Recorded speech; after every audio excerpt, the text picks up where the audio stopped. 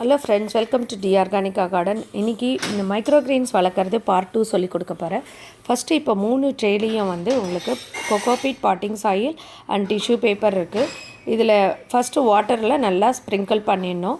Sprinkle பண்ணி முடித்த உடனே மைக்ரோக்ரீன்ஸ் ரேடிஷ் சீட்ஸ் இருக்குது.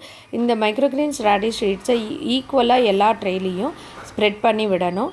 நாங்கள் இது டெமோன்றதுனால கொஞ்சம் அன்ஈக்குவலாக இருக்கும். பட் நீங்கள் எந்த அளவுக்கு டென்ஸாக போடுறீங்களோ அந்த அளவுக்கு ஹார்வெஸ்ட்டு நிறைய கிடைக்கும். ஸோ இது பண்ணி முடித்த உடனே ஒன் மோர் டைம் நீங்கள் வாட்டர் ஸ்ப்ரேயரால் நல்லா ஸ்ப்ரிங்கிள் பண்ணி விடணும் வாட்டரை.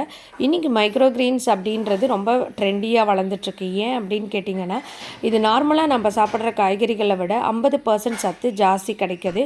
இது ரொம்ப எளிமையாக வீட்லேயே நம்ம வளர்க்கலாம். இதை வந்து வியாபாரமாகவும் எடுத்துகிட்டு போகலாம். இதில் அதிகமான ப்ராஃபிட்டும் கிடைக்கும். வீட்டிலேருந்து செய்யக்கூடிய வியாபாரங்களில் இதுவும் ஒன்று.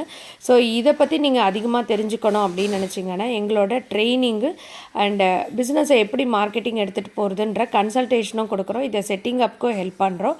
ஸோ இதில் நீங்கள் தாராளமாக எங்களை தொடர்பு கொண்டு அந்த டீட்டெயில்ஸை வாங்கிக்கலாம்.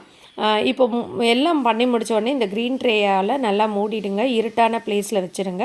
உங்களுக்கு ஒரு 3 டேஸில் வந்து ஜெர்மினேஷன் நல்லா வந்துடும். டெய்லி வந்து எடுத்துகிட்டு கொஞ்சம் ஸ்ப்ரிங்கிள் பண்ணணும்.